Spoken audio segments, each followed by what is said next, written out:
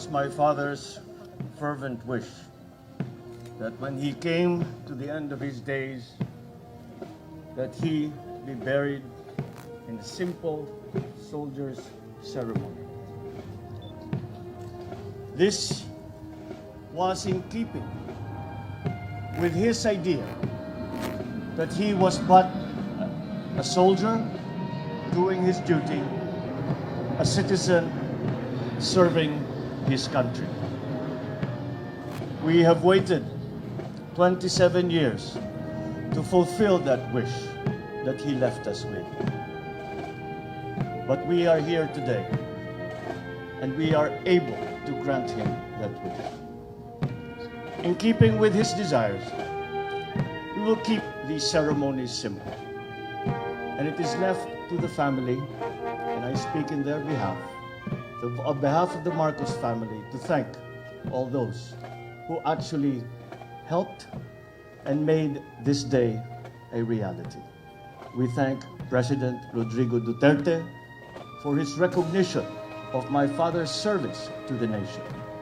We thank all the members of the Armed Forces of the Philippines who have here come to pay their last respects to their former Commander-in-Chief. We thank all the members of the Philippine National Police for the support that they have given us in these ceremonies that we are having today. And to the Filipino people for their continuing support of my father's dream of unity and progress for our country. So let today be the first day amongst many days and months and years of our continuing to work for the unity and the progress of our country. Let us be the heroes that my father asked us all to be, and finally bring the Filipino nation together, and finally bring the Filipinos to greatness. I would die 1,000 deaths and more for my motherland.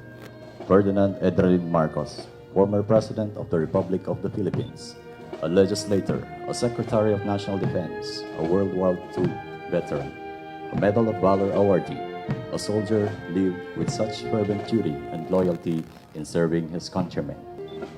Major Ferdinand Edralin Marcos was regarded as the most decorated hero of the World War II for receiving high honors and commendations, which include the Medal of Valor.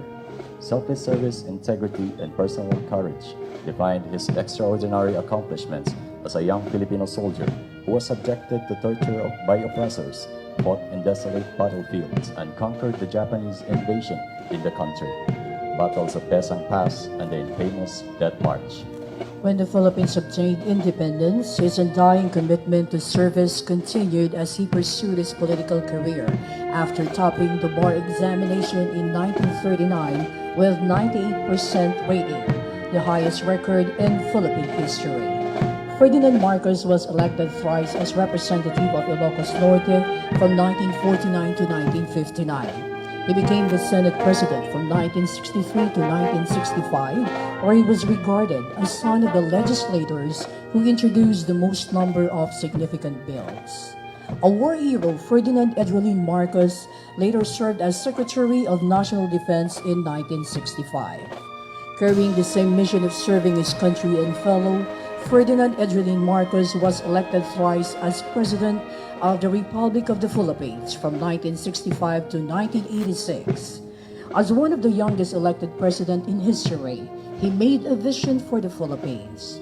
This nation can be great again, and began realizing it by establishing numerous state colleges and universities, iconic infrastructure projects, primary healthcare facilities, enacting rural electrification program, among others. He also led educational reforms which widened free access to schools, agrarian reforms which led to the country's food sufficiency record, and labor reforms and opportunities which boosted employment potentials of Filipinos here and abroad. Today, we honor a true patriot who willingly sacrificed his life for his country and people. For almost 3 decades of waiting, we have come to the right time to finally lay him to rest, to where he wished to be laid, beside his fellow soldier and comrades. If there are no heroics now, from whom will future generations derive their inspiration? He said.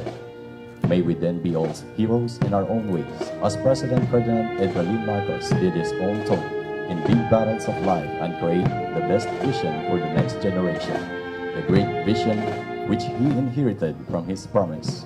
For every tear you shed, there will be a victory. As we put him to rest, may we, the people of the Republic of the Philippines, finally unite this politically divided nation and uphold the spirit of true reconciliation. With one mind, one heart, one soul, and one spirit, let us embrace national peace, healing, and unity. Salamat, Apo. Salamat, President Ferdinand Marcos.